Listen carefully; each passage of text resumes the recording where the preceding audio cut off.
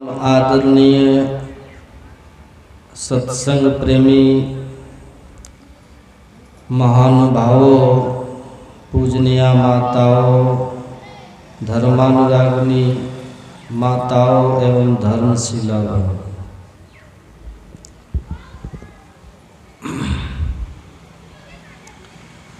दो दिवसीय संतमत सत्संग जो कहलगांव के अंतर्गत ही रमजानीपुर में हमारे आदरणीय कमल यादव और उनकी धर्मपत्नी फूलन देवी के द्वारा और आप लोगों के सहयोग से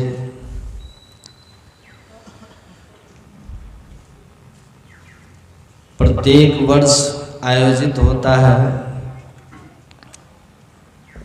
पिछली बार भी मैं आया था, उसके पिछले बार भी आया था, तो आज इस वर्ष का पहला दिन और प्रथम पाली का सत्संग है।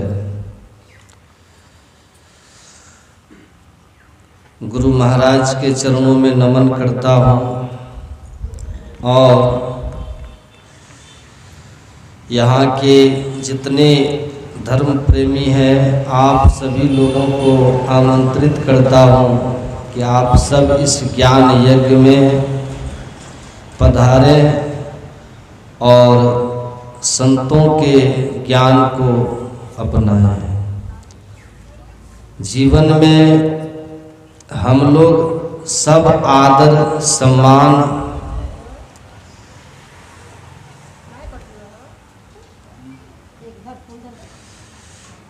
जस और कीर्ति पाना चाहते हैं,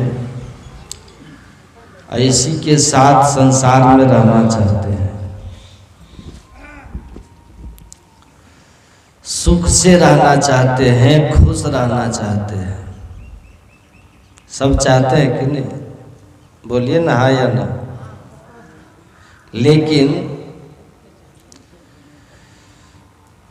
जैसा हम लोग चाहते हैं वैसा होता नहीं है।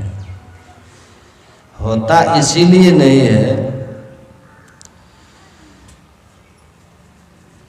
कि हम जैसा चाहते हैं वैसा हो, उसके लिए जो करना चाहिए वो करते नहीं है।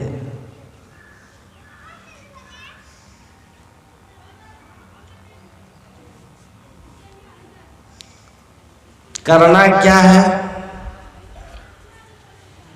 तुम यहीं बैठ के देखते रहो मोबाइल को। ए लड़का, सुन रहा है? तुम सामने बैठो उधर। करना क्या है? संत कबीर साहब कहते हैं, जिसने दुनिया में जस कीर्ति का जगह क्या है? दुनिया में जस कीर्ति का जगह। मैं ट्रेन में था, कलकत्ता जा रहा था, तो ट्रेन में कुछ लोग बैठे बातचीत कर रहे, तो पूछा कि बाबा आप क्या करते हैं? तो हमने कहा कि हम सत्संग प्रचार करते हैं। तो फिर कहा कि सत्संग से क्या लाभ होता है? आप लोग सुने होंगे, जानते भी होंगे। पंजवारा किधर है? पंजवारा गोड्डा के पास एक स्टेशन है। गुरु महाराज उस स्टेशन पर ट्रेन का इंतजार कर रहे थे। क्या चीज का इंतजार कर रहे थे? उस समय गुरु महाराज को उतना लोग नहीं जानते थे, तो लोगों ने देखा तो पूछा कि आप क्या करते हैं? तो गुरु महाराज ने कहा सत्संग प्रचार।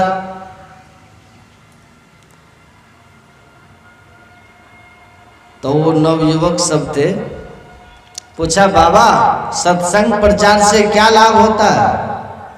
सत्संग से क्या लाभ होता है? तब गुरु महाराज जी ने कहा कि आप लोग क्या चाहते हैं? आप लोग चाहते क्या है अपने जीवन में? तो उन लोगों ने कहा कि बाबा हम लोग तो गृहस्थ लोग हैं, हमारी चाहनाओं का क्या अंत। तब गुरु महाराज जी कहते हैं, अच्छा आप लोग ये बताइए, आप सद्बुद्धि चाहते हैं कि कुबुद्धि चाहते हैं? आप लोग भी बताइएगा, सद्बुद्धि की कुबुद्धि? तो उन लोगों ने भी कहा कि सद्बुद्धि चाहते हैं। तो फिर गुरु महाराज जी कहते हैं कि आप लोग संसार में जस चाहते हैं, कीर्ति चाहते हैं, कि अपजस कलंक अपकीर्ति चाहते हैं? तो उन लोगों ने कहा कि अपजस कौन चाहता है महाराज, सभी जस कीर्ति चाहते हैं। मरने के बाद आप लोग शुभ गति चाहते हैं कि अशुभ गति चाहते हैं? आप लोग बताते जाइए, क्या चाहते हैं? शुभ गति। तो उन लोगों ने भी कहा कि कौन चाहेगा कि मर के नरक चले जाएं, नीच जोनी में चले जाएं? हम तो शुभ गति चाहते हैं। और संसार में धन ऐश्वर्य चाहते हैं या गरीबी चाहते हैं? तो उन लोगों ने कहा कि महाराज सबसे ज्यादा तो यही चाहते हैं। आप लोग भी चाहते हैं कि नहीं? धन। सुनिएगा, उपाय बता रहे हैं, उपाय। धनी होना चाहते हैं ना आप लोग?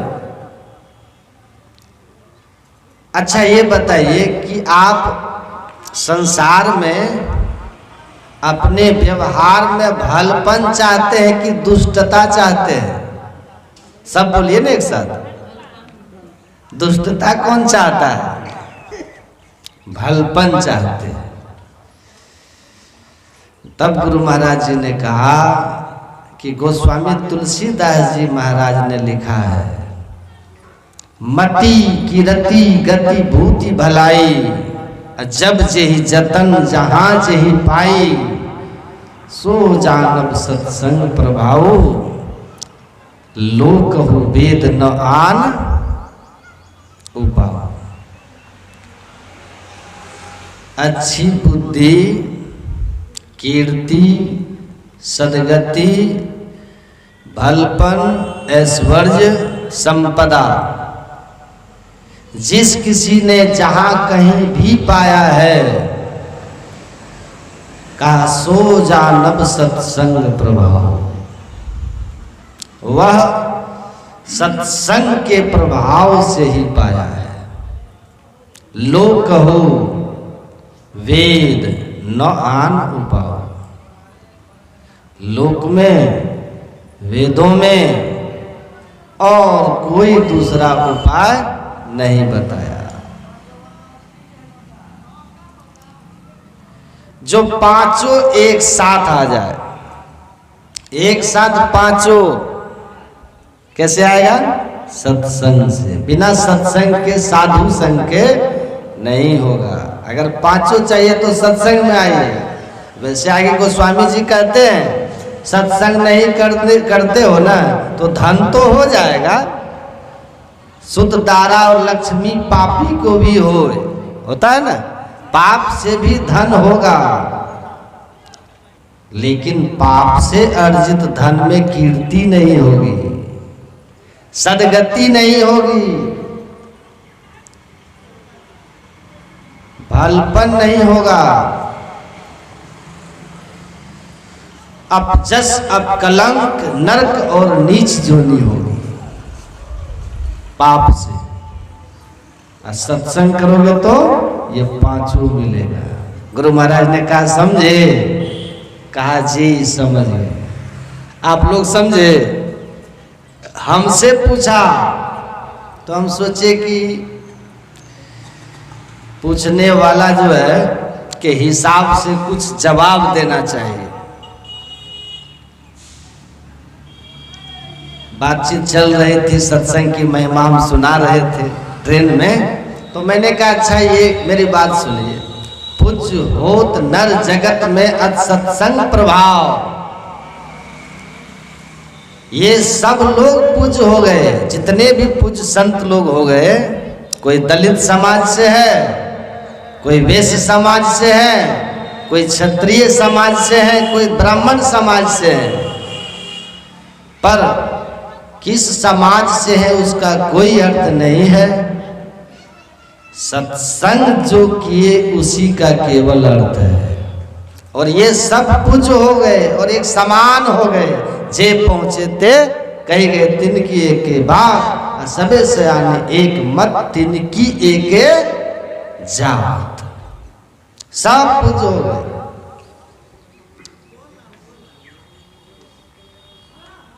तो ये जो सत्संग है, ठीक ठीक सुनेंगे, करेंगे,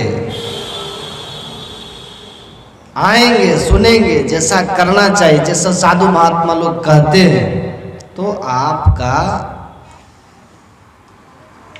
संसार में जस कीर्ति ऐश्वर्य सदगति सब हो जाएगा। सद्बुद्धि होगी। सत्संग से सद्बुद्धि आती है। ये बुद्धि योग है। दुर्बुद्धि मुक्त हो जाते हैं। और सद्बुद्धि अगर आ गई ना, तो जहाँ सुमति ता संपत्ति नाना, और जहाँ कुमति तहाँ विपत्ति निदाना। विभीषण रावण से कहते हैं, जहाँ सुमति है, सुंदर मति जहाँ है, सद्बुद्धि विवेक, वहाँ अपने आप बहुत तरह के संपत्ति आ जाते हैं। जहाँ कुमति तहाँ विपत्ति निदाना। जहाँ कुमति है, अविवेक है, वहाँ अनेक तरह के विपत्ति और दुख है। महाभारत में भीष्म पितामह कहते हैं, अविवेकः परम आपदः।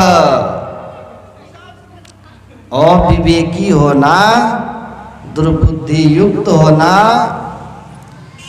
काफी है कि जीवन में अनेक तरह के केवल कुमति हो जाए, दुर्बुद्धि से भर जाए, असुमति हो जाए, सद्बुद्धि हो जाए, सुख संपदा से भर जाएंगे। असुमति कहीं बाजार में मिलता है बाजार में। सुमति चल सतगुरु के हाट, ज्ञान बुद्धि लाइए, अकर साहब से हेत परम पद पाइए। ये सत्संग क्या है? गुरु महाराज जी का हाट है, हाट जहाँ सद्ज्ञान मिलता है। सद्ज्ञान मिलता है।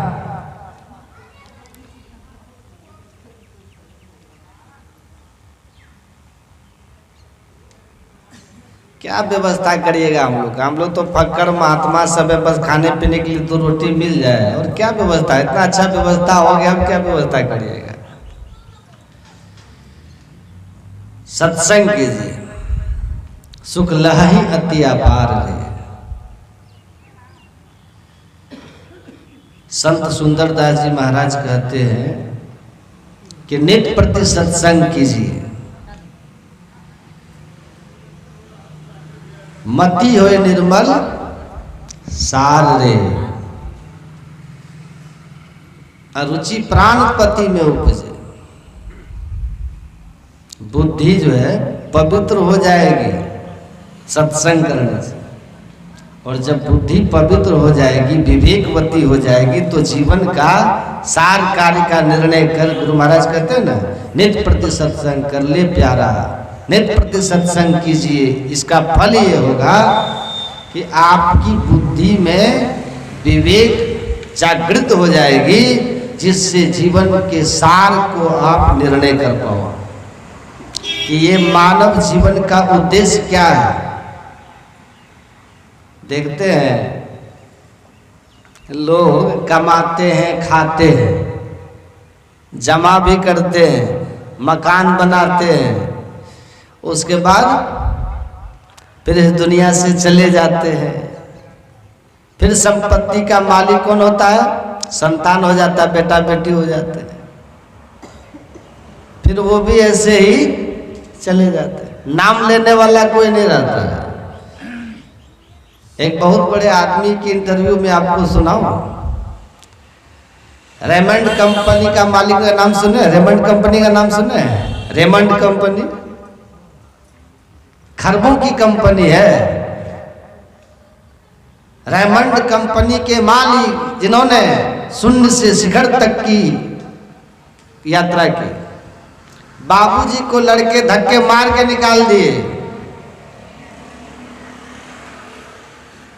बाहर निकाल दिए। लड़का मालिक बन गया, बाबूजी जाइए।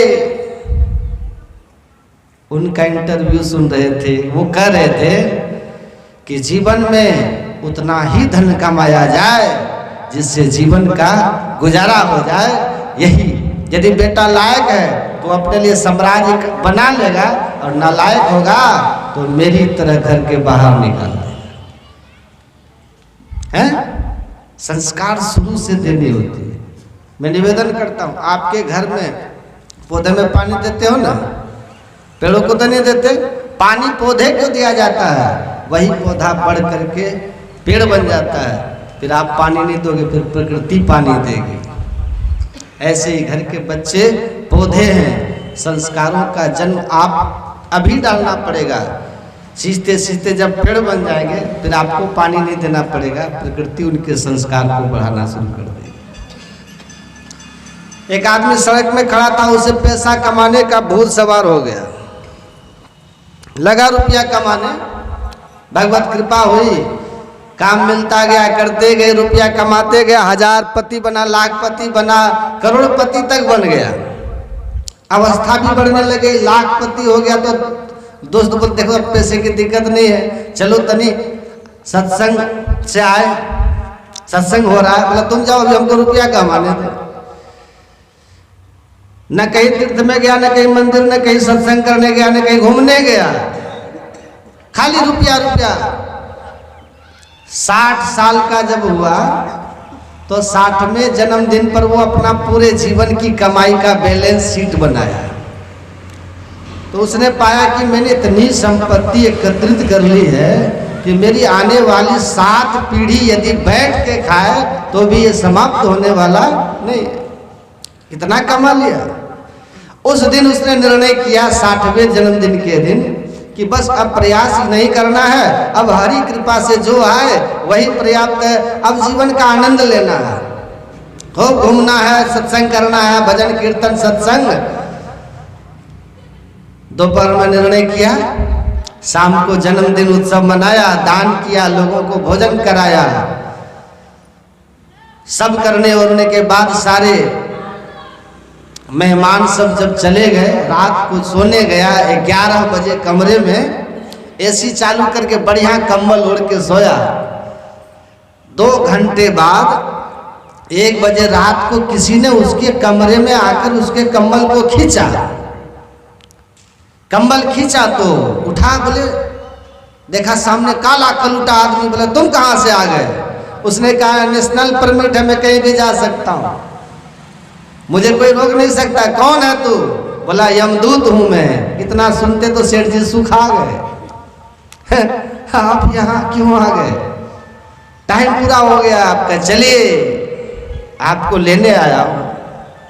अब तो सेठ सोचने लगा, बताओ आज ही सोचे थे अब जीवन का आनंद लूंगा और आज ही लेने आ गए। सेठ तो सेठ यमदूत से बोला कि 5 करोड़ ले लीजिए। यमदूत बोला मतलब 5 करोड़ दे देता हूं, 1 साल मेरा बढ़ा दीजिए। यमदूत बोला दिमाग ठीक है? अरे रिश्वत देते हो, चलते हो कि नहीं?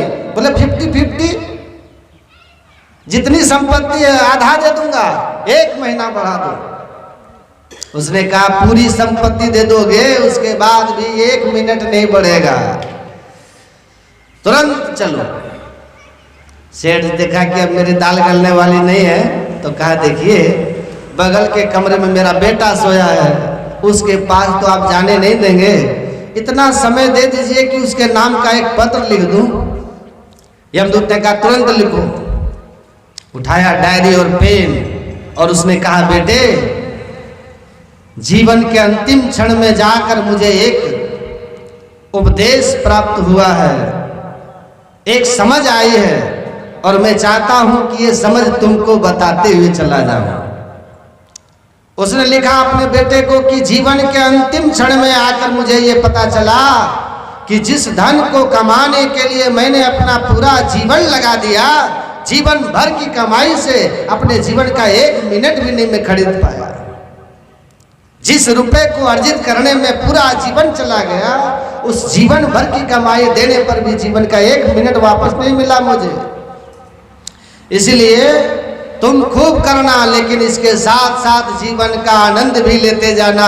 खूब सत्संग करना, धाम जाना, सत्संग करना, क्योंकि इसके लिए अलग से टाइम मिलने वाला नहीं है। लेकिन आप अगर अपने जीवन के लिए, अपने आत्मा के लिए सत्संग ध्यान किए हैं, आप परोपकार का जीवन अगर आप जिए हैं, तो दूसरों का हित अगर आप किए हैं, तो वो याद रखेगा लोग आपको, वो याद रह जाएगा।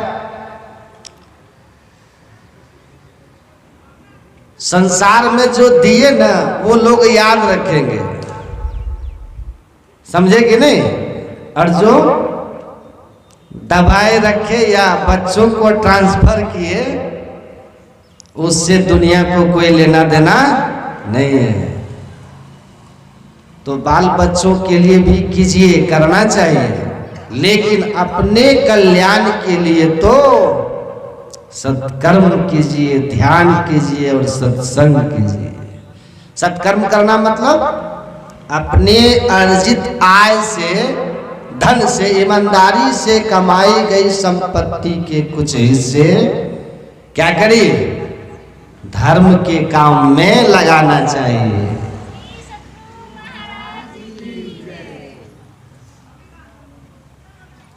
लोगों की मदद में लगाना चाहिए, अच्छे धर्म के कार्य में।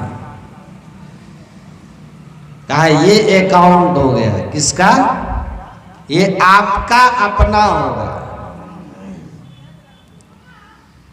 पर लोक में आपका सहयोगी होगा, और ये संसार में भी, जीवन काल में भी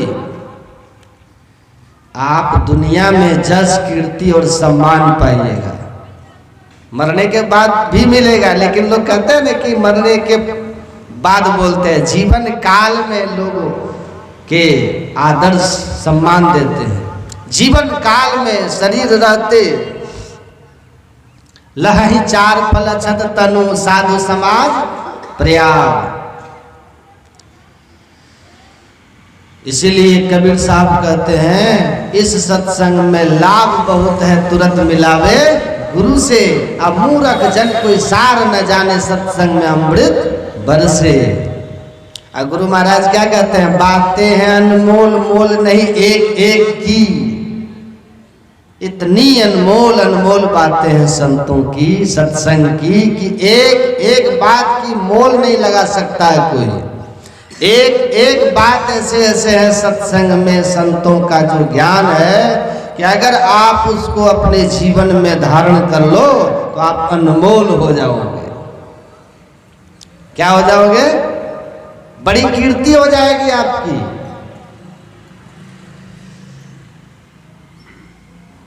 लोक और परलोक सुधर जाएगा। एक ज्ञान को अपनाइए संतों का, एक भी ज्ञान अनमोल ज्ञान है। इसलिए गुरु नानक देव जी महाराज कहते हैं, सत्संग महरिद्धि सिद्धि बुद्धि ज्ञान, पंच मिले तो मुक्त ध्यान। धन संपदा, आध्यात्मिक साधना की शक्ति,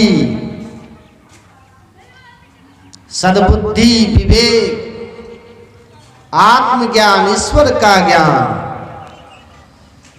सब सत्संग से प्राप्त हो जाता है। एक बात संतों की ठीक से धारण कर लिए, कहां से कहां पहुंच जाइएगा। लोग चले गए, ये जा रहे थे ना रज्जब जी शादी करने, सुने हैं कि नहीं? दादू दयाल जी की कुटिया थी, सोचा जा रहे हैं तो थोड़ा संत महाराज का आशीर्वाद लेते जाएं। बहुत देर तक बैठ गए। दादू दयाल जी का ध्यान जब टूटा तो उन्होंने देखा, कहा गुरुदेव आशीर्वाद चाहिए। तो दादू दयाल ने कहा, रज्जब रे तूने गज्जब किया, सिर पर बांधा मोह, आया था हरि भजन को, चल दिया नरक की ओर। देखिए, अब उनकी मौज थी, दादू दयाल की मौज में कह दी, उनकी मौज थी। रज्जब ने क्या किया? रज्जब को ये बात, इस बात को लग गया। रज्जब ने बात को पकड़ लिया। एक बात, अपना मोर अपने भाई के माथे पर डाल दिया और कहा कि अब हम यहीं रहेंगे। गया ही नहीं शादी करने, चला गया होता रज्जब, तो रज्जब को आज कोई नहीं जानता। अगर कोई चले गए हैं, चिंता मत कीजिए। गृहस्थाश्रम में तो कबीर साहब कहते चिंता मत करो, घर में जुक्ति मुक्ति घर ही में, जो गुरु अलख लखावे। अगर आप चले गए हैं गृहस्थाश्रम में तो कहते चिंता मत करो, घर में रह करके, घर में जोग भोग घर ही में, घर तजी बन नहीं जावे। सदगुरु के शरण में चले आओ, घर में रहकर पारिवारिक जीवन का भोग करते हुए ठीक ठीक साधन भजन करते आप मुक्ति प्राप्त कर लोगे। तो गृहस्थाश्रम में भी लोग महान महान संत हुए हैं, ऋषि महर्षि हुए हैं, लेकिन वो ईमानदार थे, सदाचारी थे और अपना संसार के दायित्व के साथ साथ भजन ध्यान भी नियम से करते थे, त्रैकाल संध्या उपासना करते थे। इसलिए वेद भगवान ने कहा है, मनुष्यों सुख शांति आनंद चाहते हो तो पहले बुद्धि योग करो, क्योंकि परमात्मा की प्राप्ति से ही शांति होगी और मुक्ति होगी। मुक्ति और शांति परमात्मा की प्राप्ति से ही होगी। इसलिए परमात्मा प्राप्ति के लिए सबसे पहले बुद्धि योग अर्थात सत्संग करो।